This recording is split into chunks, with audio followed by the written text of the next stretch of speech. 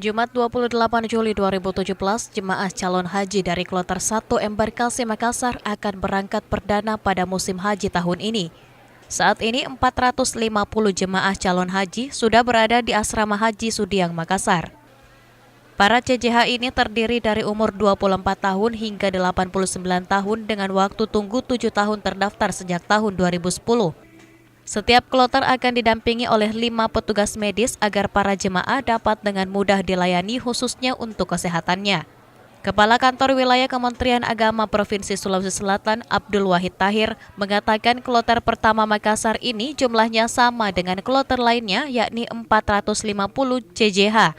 Kecuali yang berada di akhir jadwal pemberangkatan jumlahnya mungkin lebih banyak karena ditambah dengan yang terlambat. Setiap kloter.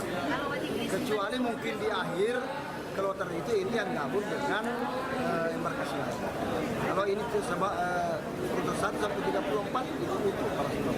Kecuali kalau yang sakit, karena tiba-tiba hamil dan sebagainya kan itu kan lagi. Yang terbanyak itu adalah Kabupaten Wajo, Sidrap, dan Kabupaten Bantaeng. Abdul Wahid menambahkan dari semua kloter di Provinsi Sulsel Kabupaten Wajo, Sidrap, dan Bantaeng memiliki CJH terbanyak yang terdaftar di daftar tunggu pemberangkatan haji Embarkasi Makassar. Wawan Setiawan, Fajar TV, Fajar Radio melaporkan.